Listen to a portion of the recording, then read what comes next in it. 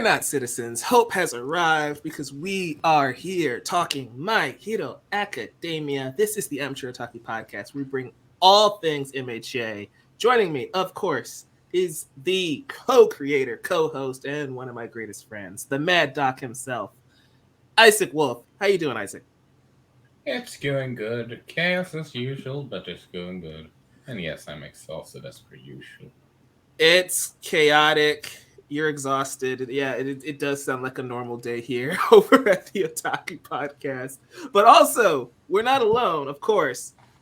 The other co-creator, one of my other closest friends, the Scarlet fan himself, Brandon Alvarado. How you doing, man? I'm good. I'm good. I'm ready to talk MHA manga because Horikoshi just dropped another big one. And again, no Deku, but still a big one. Yeah, it's funny. We went so long without Deku, then we spent a nice chunk of time with Deku, and now we cut away again. But this chapter is number 370, titled History. And by the way, spoilers, if you are not caught up with the My Hero Academia manga, we've got anime coverage every other week. We just did the last couple episodes. Our boy Hawks is in danger. Go check those out if you haven't already. But again, we're covering MHA, chapter 370, History. It's all about the hot wings. Hot wing, yeah, we're having a round of hot ones over at the other show, the anime show. But I think this is fascinating, right? Because we get glimpses of what it's like in the My Hero Academia universe and how these quirks work. And we have 80% of the population with quirks, but there's still a layer of discrimination towards these other people who have these physical differences like Tentacle, like Spinner. And we really lean hard into that concept with this chapter, which I think, in my opinion, it feels like it might be a tad too late to do that in this story. I feel like this probably should have been set up a little bit better earlier on. But Brandon, I want to start with you. What are your thoughts on introducing this like X-Men idea? He's leaning really hard into that theme of the differences between the ones with mutations, and the other people who are basically human as far as physical appearance. So here's, yes, you could say that this is kind of late in the game because we've pretty much seen every single thing that could exist when it comes to quirks, right? Yeah. But what I find interesting, especially how it starts and the verbiage, it's a very big thing here. Mm-hmm. I think this is Horikoshi trying to talk about race. Oh, yeah, 100%. That's why it feels like an X-Men allegory. I was just going to say that. It's a way to implement X-Men. Well, that's the thing, though. The whole thing with X-Men, yes, there's a race angle, right? But you in X-Men, it's more divisive and deliberate because not everybody has the X gene. In a world where everybody has the X gene, there has to be a very specific outlier. You see what I'm saying? So I do find it interesting that he's choosing the group that has distinctive, some would consider deformative or extravagant physical quirks to talk about the idea of race. So I find that interesting more than anything, because for me to see it's great, no, but at the same time, I don't feel that it's too late, for the simple fact that we cannot deny that throughout the 370 chapters of My Hero that we have enjoyed, Horikoshi has decided to shed light into all the different corners. Maybe this could feel late if it's an important subject for some readers, right? But at the same time, it'll be worse if you left it out. And I like the fact that you have a villain pillar person. And actually students from 1A that fall within that category to make different arguments from within that group of people, as opposed to people from outside the group making comments about it. So I think it's interesting. I think it's smart, and I don't know. It's I find it interesting more than anything because I wasn't expecting it. Not only was I not expecting, we were expecting, like we knew from last chapter's cliffhanger, we knew that we were gonna get, we were gonna go to Spinner. Like we all knew that, right? And Spinner is one of the biggest cliffhangers from before the war started, because we know that All for One had a conversation with Spinner, right? Yeah.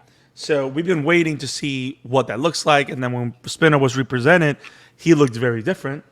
He looked like he's been hanging out with Macho Man Randy Savage. But yeah, I find it interesting more than anything, especially because of the take on the hero side. But yeah, that's preliminary. I'll leave it there. So, Isaac, I don't know if you remember this conversation we had over a year ago, right? We were reviewing My Hero Academia season 5. And there's something that really annoyed me with that handling of the My Villain Academia portion, right? And this plays into that hard. And it's very, very frustrating looking at the anime now. But if we're going to go back to chapter 220, 150 chapters ago. You said 200, yeah, 220. Okay. 220. We're gonna go right to page 2 because Shigaraki decays the logo on page 1 because this chapter is called My Villain Academia, and this entire opening sequence is cut from the anime 1, which I'm sure Bones is gonna kick themselves because this entire sequence is them dealing with racism against Spinner, essentially. Right? We have villains here saying to Shigaraki, "You have a lizard with you. How disgusting! He's a sin against nature." Right, and the camera is like lingering on Spinner the entire time, and they basically destroy the KKK in this scene. they murder all of them. That's what I mean by this feels like it's really late in the game, because this is 150 chapters ago, and we're cutting back to it now. This idea now, this late in the story, we're in the final act of My Hero Academia. None of our main characters have ever referenced this plot point, even though I think it's a very interesting idea and concept. So I think it's fascinating how Horikoshi was a good enough writer to set up the bones of this story so long ago, but just never came back to it until now. And I feel it's a strange place because Spinner's also got his own, crap going on outside of this conflict, which I think is very fascinating. Yeah, we're back in chapter 370, history, and we're seeing the concept of the paranormal liberation movement, like at its core, right? It's the folks who feel oppressed rising against those who they deem as their oppressors, which has been their entire point since their introduction. But Isaac, I want your take on this. Was it weird seeing like an army? I think they said a 15,000 people sprout up, and it's up to President Mike and Annie Voice and some of these other characters to kind of stop this madness.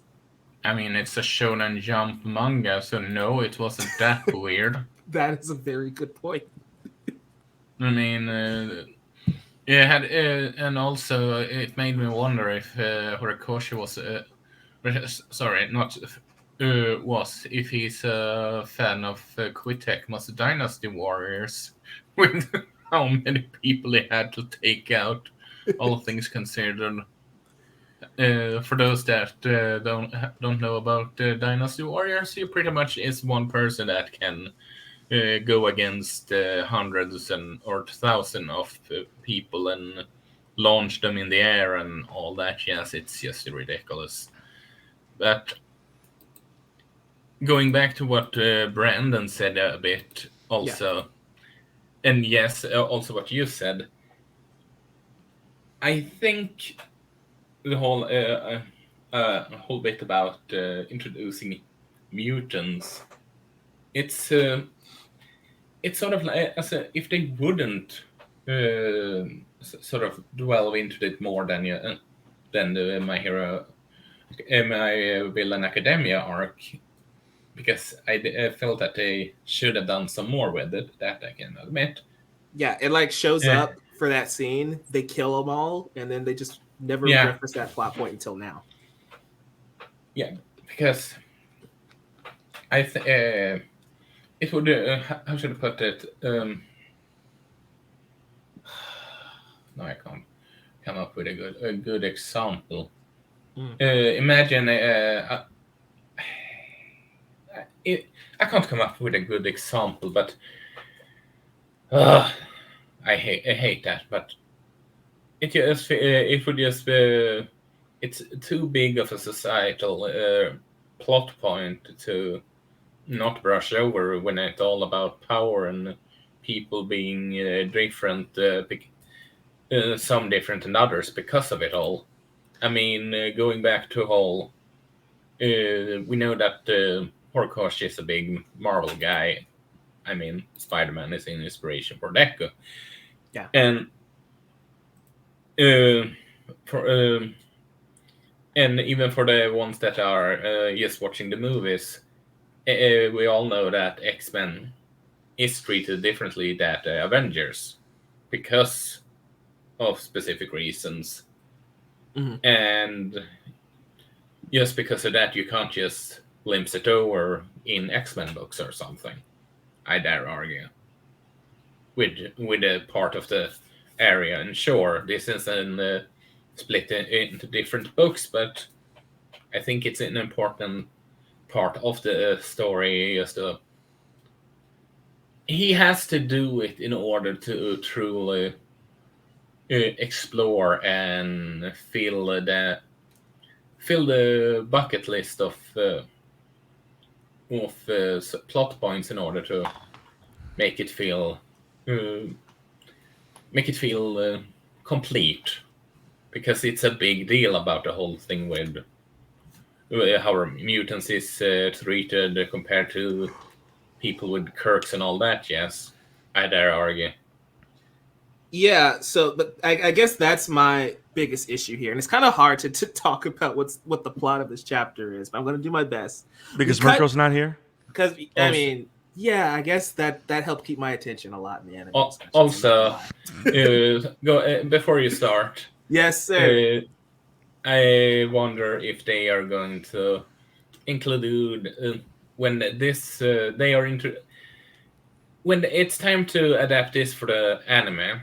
I do wonder if they are going to add a brief flashback or so for the one scene when it fits, because, like you said, those are pretty much probably uh, shooting themselves in the foot or something, or at least getting extremely annoyed that they Or skim through it.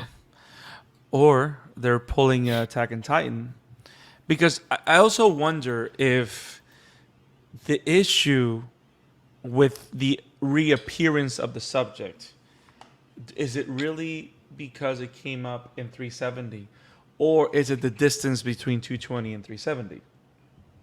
You know, so like would we have felt differently if we were introduced to that portion of Spinner's backstory leading into that conversation with All for One?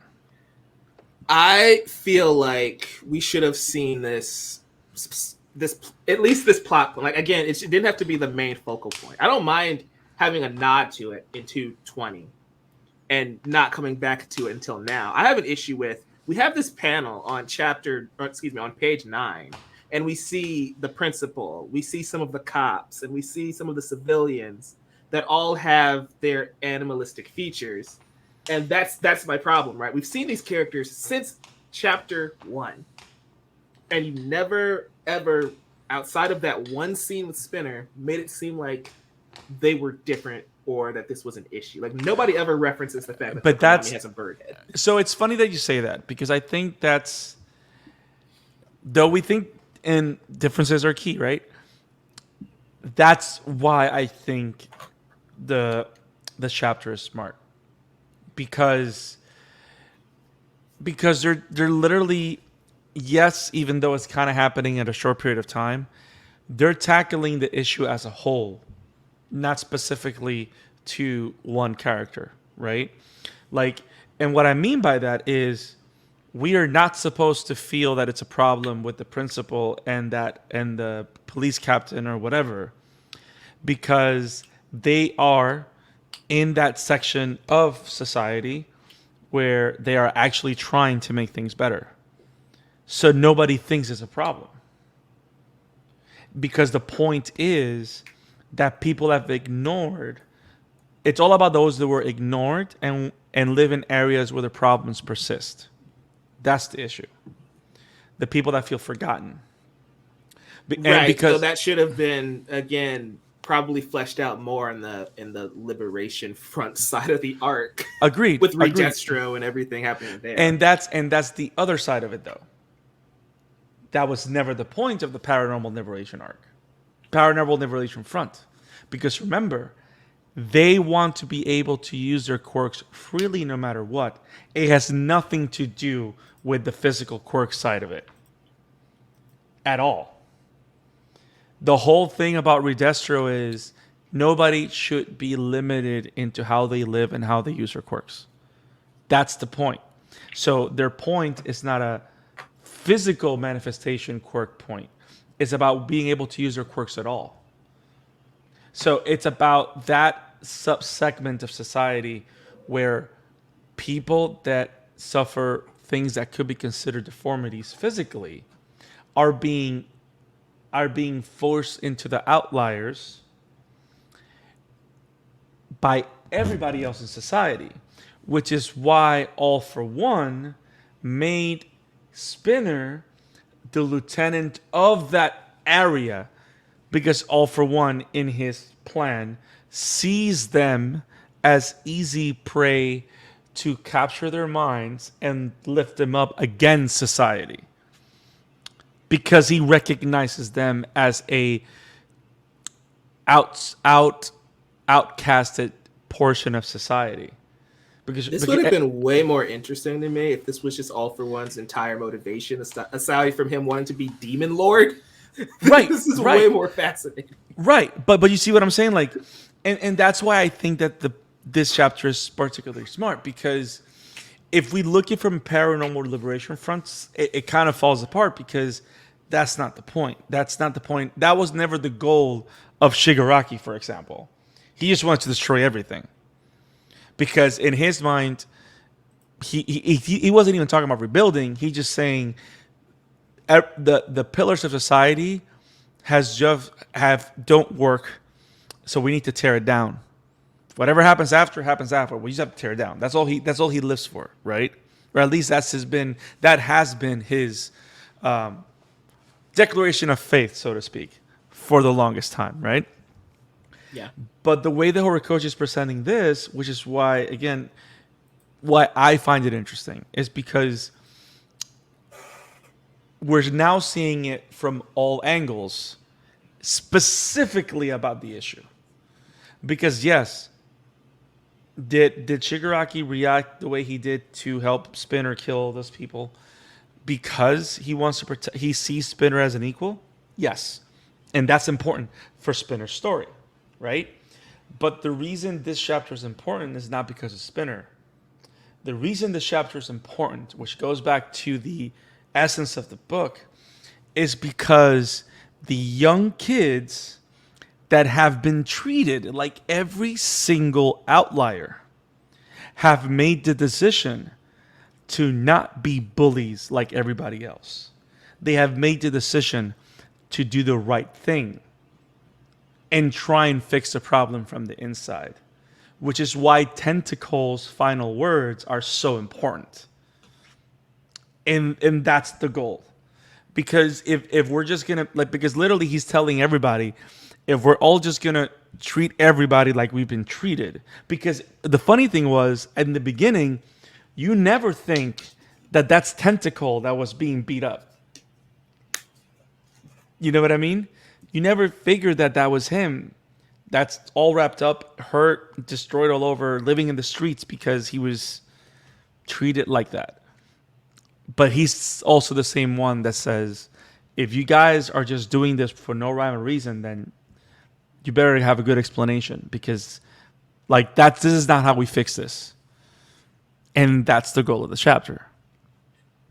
Yeah, that's such a big concept. It's very weird to throw this in the middle of Deku's fight with all for Shigaraki. I agree. I agree. I totally agree. But I just I find interesting the execution, and because he's actually trying to have the conversation. Because not only is he talking about those that society has failed, he's also talking about those that are trying to fix the things that they recognize were wrong with society. And then you have the two actions of the one that's had enough and is just destroying, and then the one that's trying to do the right thing to change the system from within. So it's I don't know, it's that's why I find it interesting. I know I went on a rant, so I'm gonna shut up now, but that Yeah, you're good. But I think if we think about it as something that was, this is something more particular and more specific than the paranormal stuff. So Isaac, you have any other thoughts regarding Horikoshi's approach to this subject matter? I mean, how should I put it? Yeah, how should I put it? Should be a catchphrase of mine at this point. it is. I'm gonna put it on a T-shirt once we start selling merch. It's happening.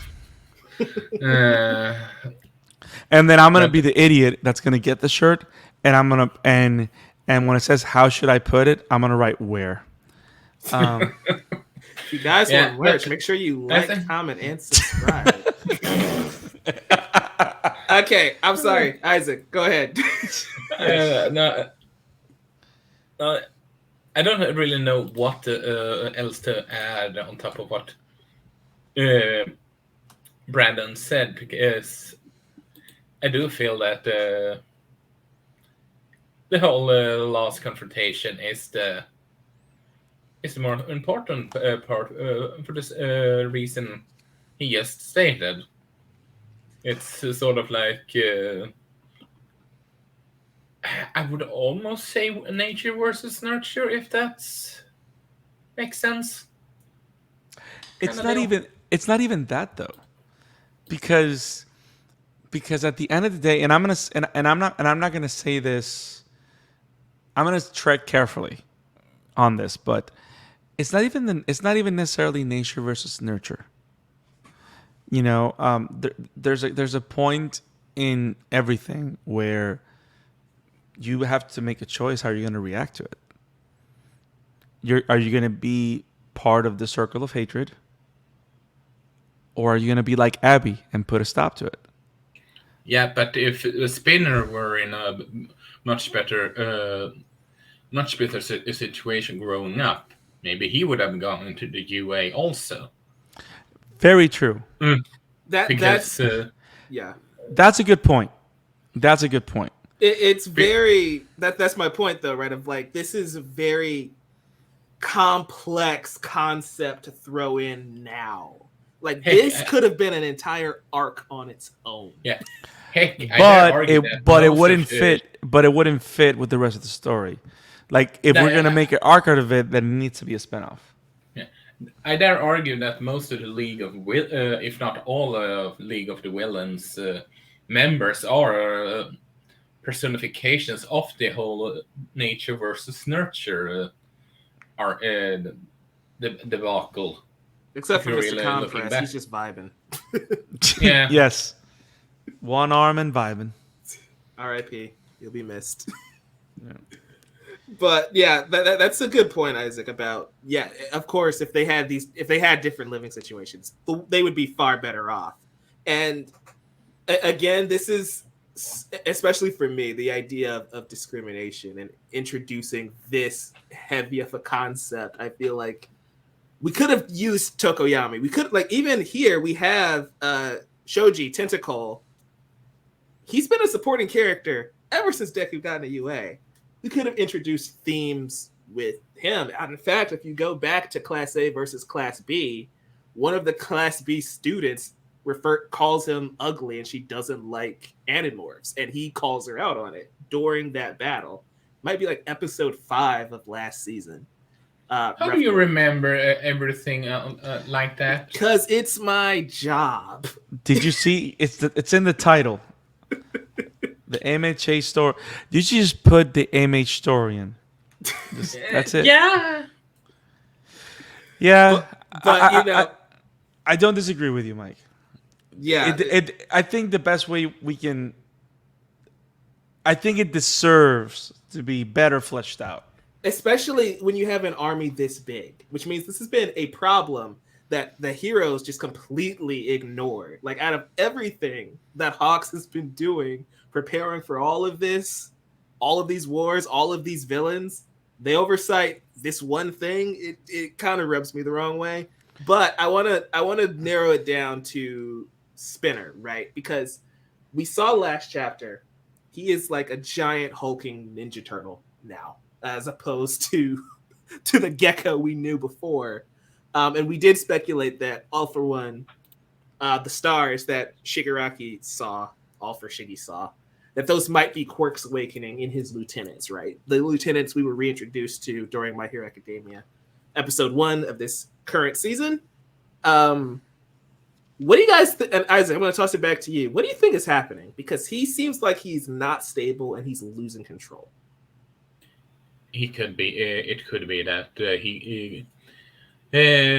his boss gave him a Kirk that he can't really control, and due to this, he is going reptile and more reptile than human. If that makes any sense. Yeah. So, like, do you think it's a quirk evolution, or do you think like we gave him another quirk? I think it's a Kirk evolution / overdrive, depending on how you look at it. Like he might be kind of hyped up on Trigger, for example. Yeah, because I dare argue that someone that has control of his / hers and power, they wouldn't go on that behavior, if that makes any sense. Yeah, that's fair. Brandon, what about you? It's also, I also like to mention, it's also interesting how the whole point also about Spinner is that he literally just became the monster. Yeah. And that's kind of what they're pushing. That's the kind of the message that he's pushing. And yeah, he's pushing it hard. And I have to agree with you. It deserves to be fleshed out even further. But I'm glad that the time that we're spending with it is with these characters. Like, you know what I mean? Like, it needed to be Tentacle and Anima. It needed to be them.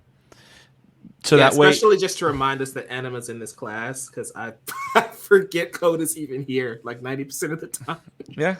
Yeah.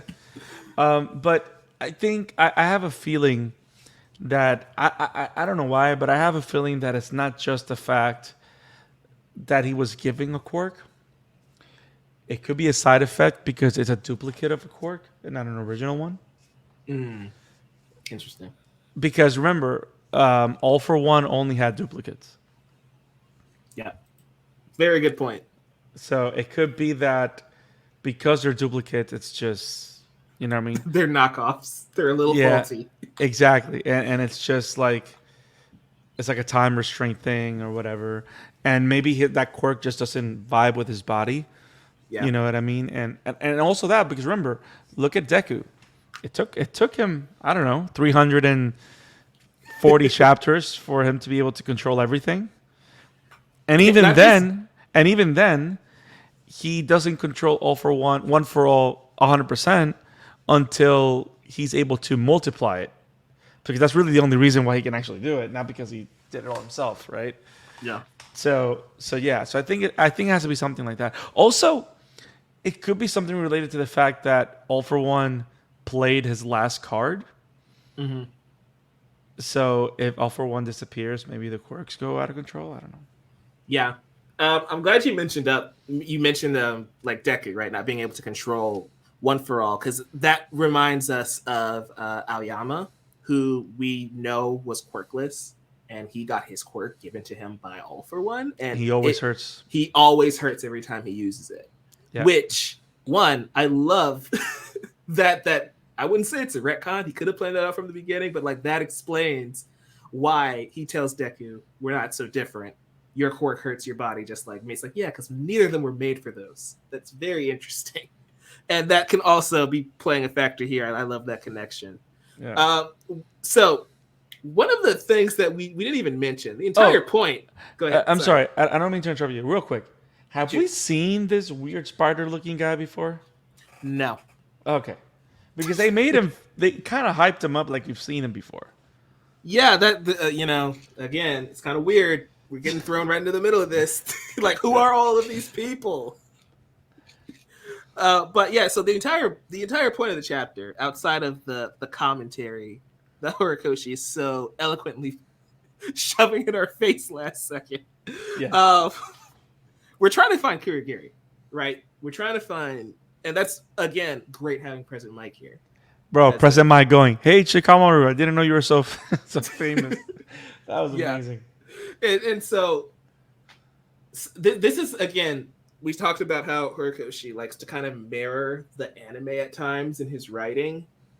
We just met a bunch of high-end Nomu and this last couple episodes of My Hero Academia, season 6. And Dr. Garaki says that they were always programmed to take orders and commands from him or All for One. But they started developing their own sense of consciousness, right? Like we had Mocha sacrifice herself by leaping in front of one of Miruko's kicks. Do you guys think Kurogiri's going to wake up, but President Mike's going to communicate with Shirakumo, and he's going to basically be like a reformed Nomu? Is that what we're kind of going to go into? Since we already have that idea of Nomu being able to gain their own sentience and consciousness. That would be so interesting for it to happen. Because I don't think I can handle, after seeing President Mike's heart taking it against the grain, I don't think I can handle him having to take Shirakumo down. Yeah. That's going to hurt. He might be able to get his friend back in some form or fashion, which I think is a interesting idea. Maybe it could be the closest thing to Civil War that he could reference, if you catch my drift. Damn.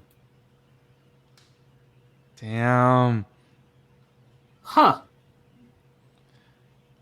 Can you explain for the anime folks who may not watch Marvel The movies? Captain America versus Iron Man fight kind of deal. Got it. Understood. But then who's gonna play the Bucky part? Is Aizawa gonna come down from the? I had no idea, but I was just thinking about. You see, Lemillion's gonna pop out of nowhere. Former friend. I was thinking. No, Lemillion's ass is gonna pop out of nowhere. I was just thinking from the perspective of former friends fighting kind of deal. Yeah. For sure. I think that's a fascinating idea. And again, I wonder how we're gonna move forward. That's one thing about doing these chapters week to week, right? Is that we only got 15 pages. What is going to happen next? Are we going to, especially now that we have Tentacle rising up at the end of this chapter? Also, face reveal for him. We've never seen him without the bandana. Also answers why he covers his face, right? So people won't think of him as a freak, which I think is a nice touch by Horikoshi. Like, the bandana's off. We see the true Shoji for once. And what a great close-up, too. Great shot. I'm really fascinated with what's going to happen with Spinner, because we always theorized that he might end up revolting against All for One in an effort to save Shigaraki. But at this point, he needs to save himself, right? Because I don't know. It like, especially since Dr. Garaki's not around, do you think All for One can also be like doing weird experiments on some of his minions, and they're just not going along well? I mean, who the hell knows at this I wouldn't point? be surprised. I mean, when has he ever cared about someone else's life? Right. So like, is this like he's using him to justify his means and his course of action and his desires to become, the king of all things, which Yeah. is kind of bizarre. But it's interesting that we cut from Izuku to this fight, which means something is about to really go down at this battlefield. I would I hope don't so. know, and I don't know if I feel comfortable with President Mike being the only person with experience in this area. Him and Rocklock. Yeah, Rocklock doesn't do a lot. So I think also the point of this, which is why I love the chapter as well, is that this chapter harkens back to the promise that we're given every single episode. This is the story about how we became the world's greatest heroes. There's another moment where a different members of Class 1A are standing up, right? And of course, you got to think everything that's gone on with Deku, all that plays a factor in the motivation of all these students. Yeah. And so and I all mean, my Aizawa said that, right? Like him and Bakugo are the inspiration for that class. yeah. So, but yeah, so I kind of like how this plays into that too, and like little by little, we have seen all the members of 1A in one way, shape, or form stand up like this. Yeah. So I like that. I like that symmetry, where yes, we're spending time with our biggest representatives, right? Yeah. But we still have other members. Like for example, we got to remember what a great surprise was it when we saw Tokoyami and Jiro over there in the All for One battle. Yeah. That was like holy crap, they're here. And they didn't die Yet. so far. So yeah, so like, and we know that Uraraka is definitely going to have her final bout with Toga. Like, so Man, he's really like, is that in game at this point? Like, we have not cut back to that battle in like 4 months now. yeah, and then we have the whole thing with Shoto. It's been 4 months since that. Yeah. I mean, remember Deku left that battle, and it took forever for him to get to where he was. Lita is with Nice. Lita's with Shoto, right? Yeah, Ida's with Shoto. Who else is with Shoto? Red. Burnin, Endeavor's sidekick, is there, and the rest of his sidekicks are with Shoto. But Red Riot is there too, right? I don't know. I don't know where he's I at. haven't seen Kirishima in so long. I don't know what battlefield he's on. Yeah, I don't know where I'm Kirishima fairly is. certain I don't know. that he's I don't made know the where Shoto. Chargebolt is. I think he is with I think he is with Shoto is with Kirishima. I hope so. That So that's your task can't for recall. next episode, Mike. You should draw a page of where everybody's at. Gotta make a giant I don't spreadsheet. think I've seen Chargebolt or Minette, although I could care less about the latter. Minetta's wherever Mount Lady is. Wow. I mean, I can't blame him on that regard, but Oh my gosh. And there we go. hey, Yeah. you open up that comment.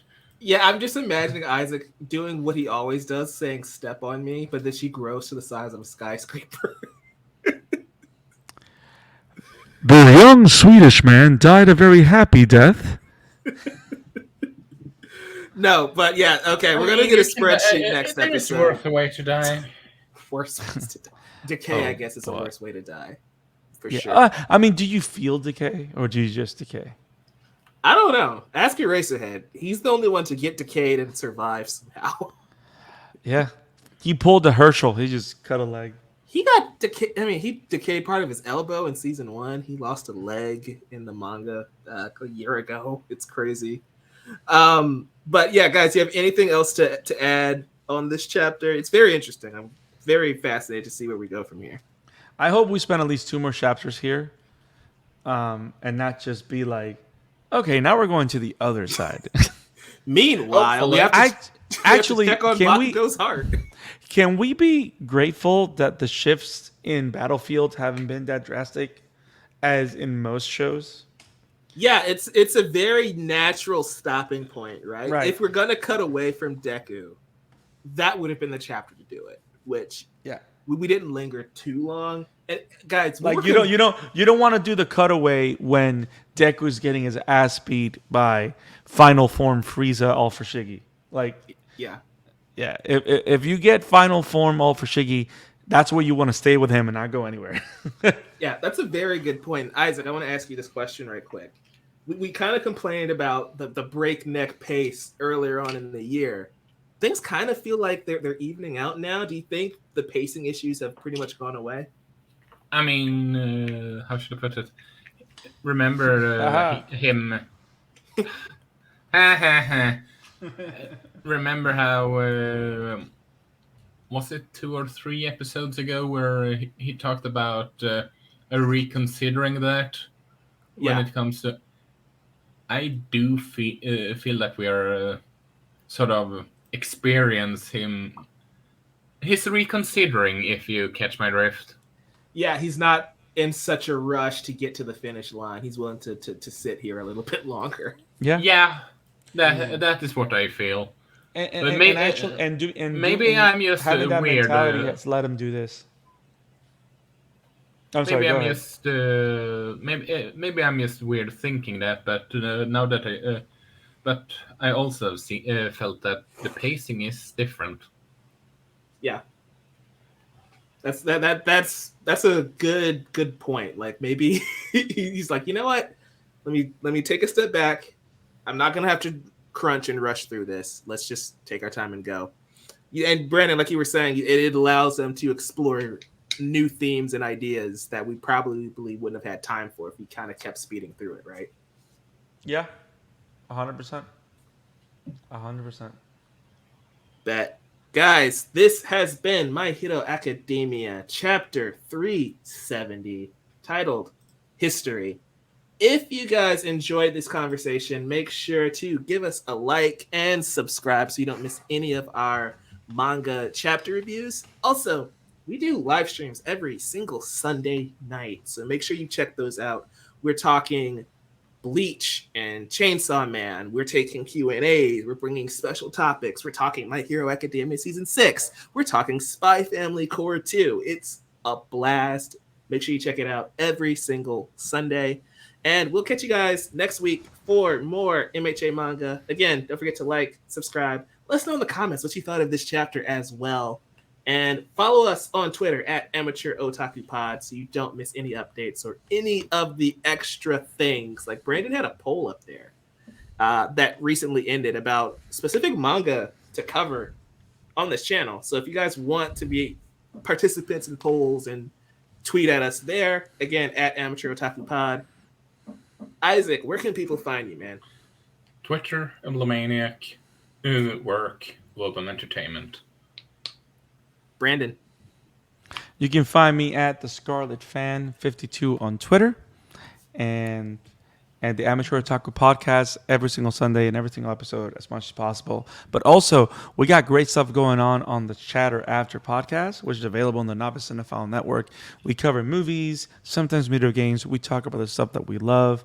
We have a lot of awesome episodes coming out this month. Constantine, Train to Busan, Moon Knight, a lot of awesome stuff. So stay tuned. Also, check out Movies at the Chatter After. You can find me there. We've also got a very special episode coming up soon. If you're a fan of Truth, Justice, A Better Tomorrow, make sure you subscribe to the Chatter After Podcast, wherever you get your podcasts. You can find me. We are talking about Batman again. Spoilers. I'm vengeance. You can find me at Novice Cinephile on Twitter, youtube.com/Novice Cinephile. My work at Collider, Geek Vibes Nation, and just everywhere. Simply Novice Cinephile. Until next time, folks, as always, go beyond plus ultra. Plus ultra. Hey,